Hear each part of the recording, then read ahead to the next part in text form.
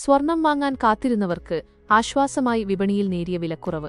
ഒരു പവൻ സ്വർണത്തിന് 1,12,080 രൂപയിൽ നിന്ന് 260 രൂപ കുറഞ്ഞ് 1,11,800 രൂപയിലേക്കാണ് വില താഴ്ന്നത്. ഒരു ഗ്രാമിന് 14,010 രൂപയിൽ നിന്ന് 13,975 രൂപയിലേക്കും വിലയെത്തി.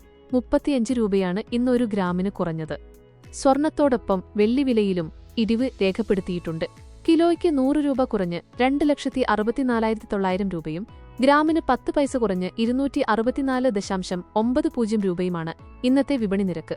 സ്വർണവിലയിൽ നേരിയ കുറവുണ്ടാകുന്നുണ്ടെങ്കിലും ഒരു ആശ്വാസ നിരക്കിലേക്ക് വില ഇതുവരെ എത്തിയിട്ടില്ല എന്നത് ഉപഭോക്താക്കളെ നിരാശരാക്കുന്നുണ്ട്. പശ്ചിമേഷ്യൻ സംഘർഷത്തിന്റെ ചുവടുപിടിച്ച് രാജ്യാന്തര വിപണിയിൽ സംഭവിക്കുന്ന ചലനങ്ങൾ തന്നെയാണ് കേരളത്തിലെ സ്വർണവിലയെയും പ്രധാനമായും സ്വാധീനിക്കുന്നത്. ഹോർമൂസ് നീരിടുക്ക് പിടിച്ചെടുക്കുമെന്ന ഡൊണാൾഡ് ട്രംപിന്റെ വാദം ചരക്ക് ഗതാഗതത്തിന് തടസ്സമാകാൻ സാധ്യതയുണ്ട്. അങ്ങനെ വന്നാൽ സ്വർണം ഉൾപ്പെടെയുള്ള ലോഹങ്ങളുടെ വില ഇനിയും ഉയരാൻ സാധ്യതയുണ്ട്.